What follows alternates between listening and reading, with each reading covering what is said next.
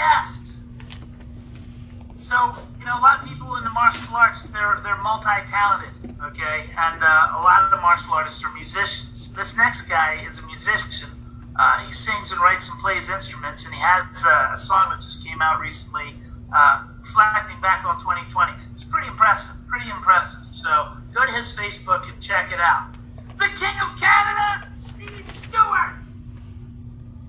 Hello. Hello. Hello. We're just reading up on Destructive Neil. Oh, sorry, wrong page. Anyway, pleasure to be here with you all today. It's still lockdown here in Canada. Hopefully not for long. But we're going to help to share the Canadian version of Destructive Neil, if you're ready for that. I hope you're ready for that. Okay, so I have Mr. Jacob and Mr. Tony here today.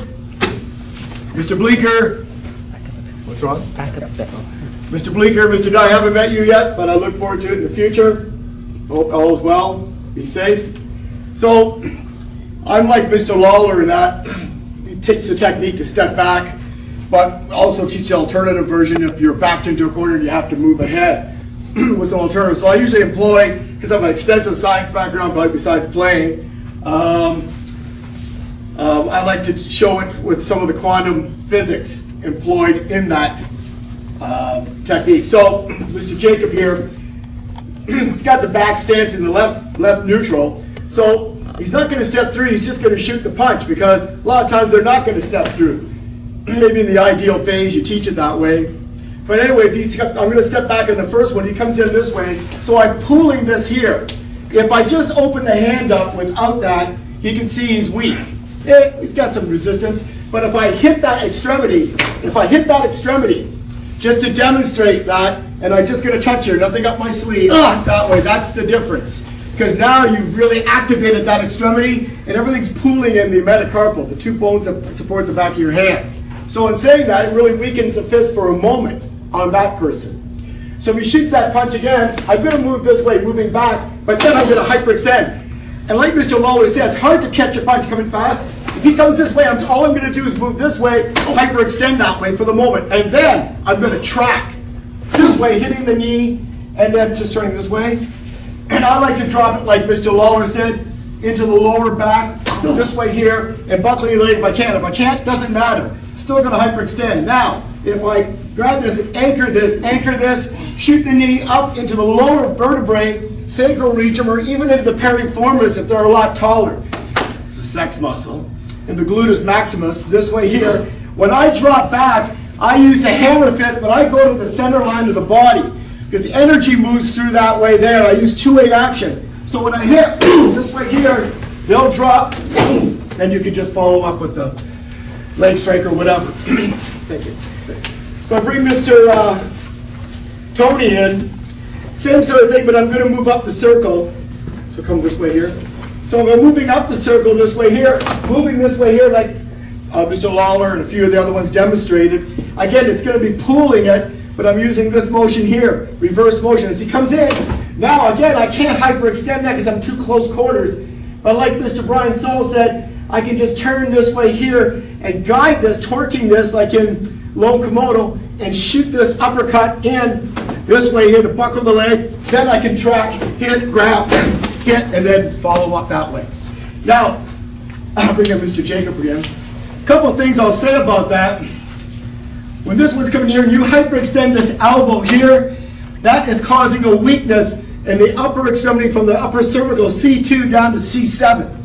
So in the neck area, just by touching this here, and if I just press it there, it causes a weakness in the upper cervical. Same thing here when I hit the knee. If I hit the knee right in this area here, not only buckles that side here, but it weakens everything up in here.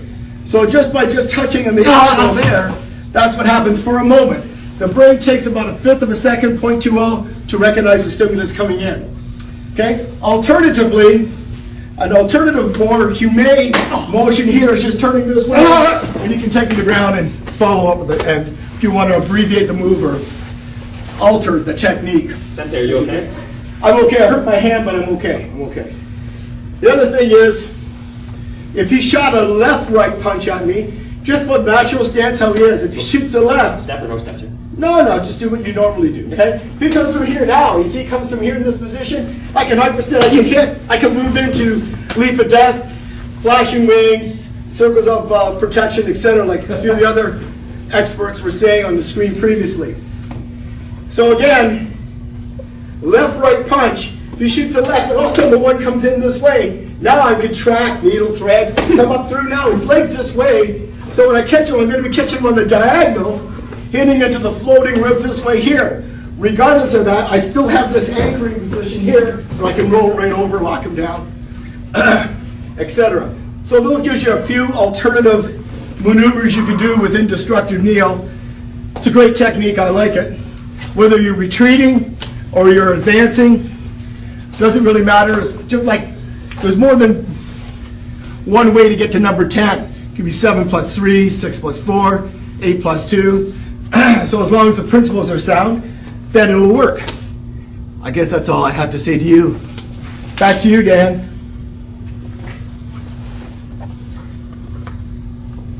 I'm coming, I promise. Thank you very much, Mr. Stewart and Tony and Jacob. Shout out to the Ookies. Like Brightman earlier, I've been hit by Donfro before. It's not pleasant. Shout out to all the Ookies. All right.